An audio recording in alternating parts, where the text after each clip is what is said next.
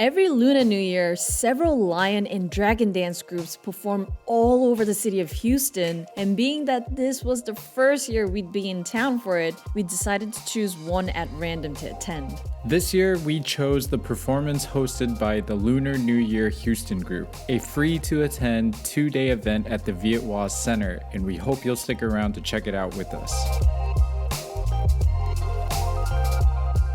Right, we are heading to Viet Hoa Center, which today and tomorrow they're doing a Lunar New Year festival. So there's going to be a lot of lion dancing and dragon dancing. So we're heading over there to see what all these funds are for. Woo! We parked somewhere in front of Sun's Club and the Beltway Plaza corner, and towards the end of the parking lot was a tented area with a bunch of small and local businesses setting up shop for the day. Right next to the tents was a large blocked off area with a stage, and this was where all the performances were gonna be today. We're at the center, and it's 50 degrees and windy. It's so cold. Everything was supposed to start at 11 a.m., but because of some delays, they started at noon instead. The first event was the red envelope ceremony, and for this, they invited all the kids to come towards the stage while the owner of the center handed red envelopes to them.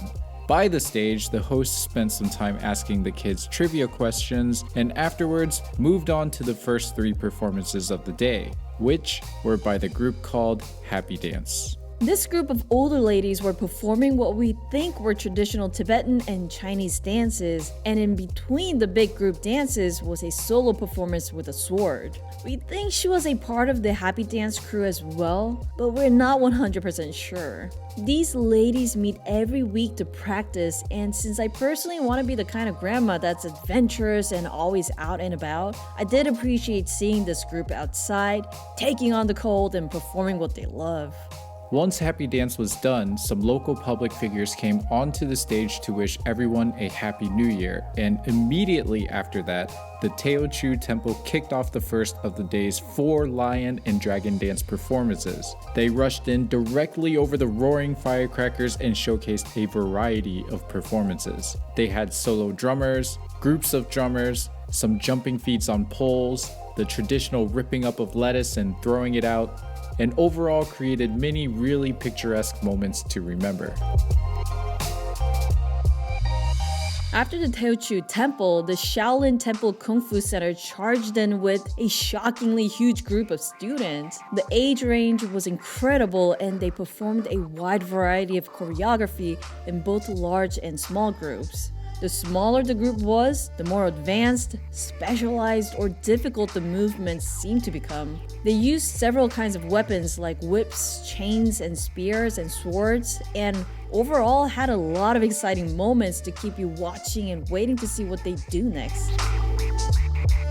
Following them, the Teu Temple came out to perform one more time, but instead of doing the same performance as before, they switched things up with a dragon dance and some martial arts performances of their own. They did perform a lion dance again, and while there was less emphasis on the acrobatics this time around, they did make up for it with a lot more energy. And in my opinion, it was a really nice change in pace.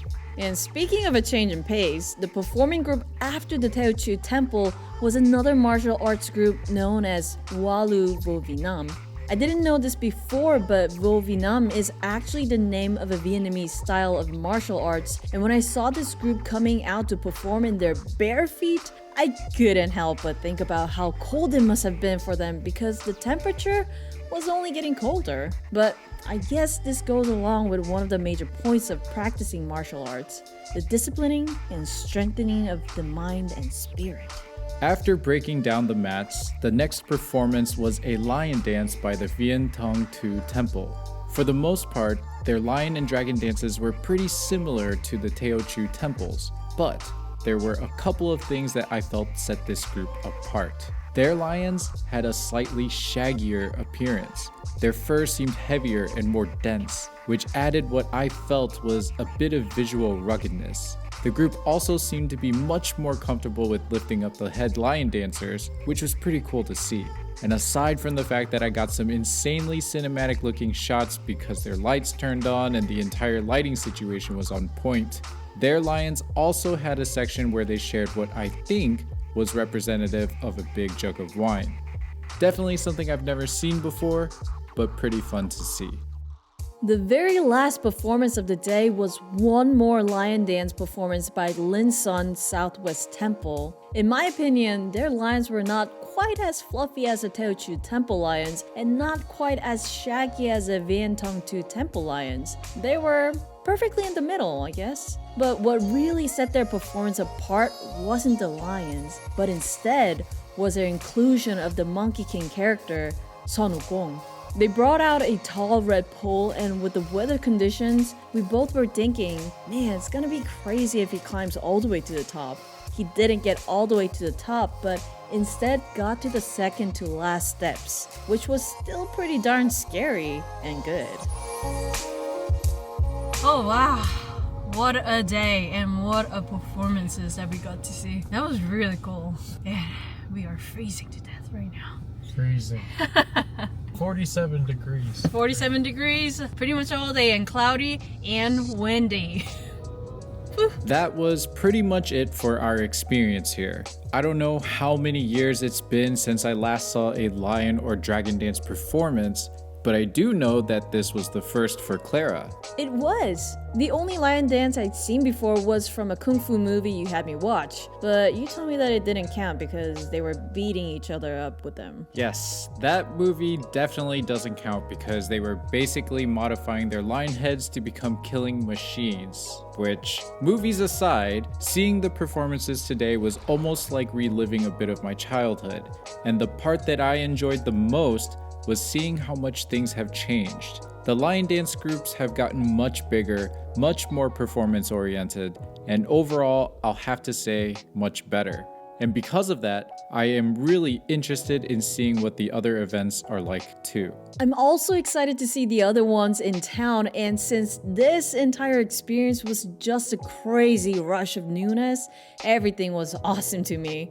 The only thing that could have been better today was the weather, but if you haven't seen a lion or dragon dance before, in my opinion, it's a pretty fun free event to go and see. I hope you all enjoyed this video. And we'll see you in our next adventure. Bye.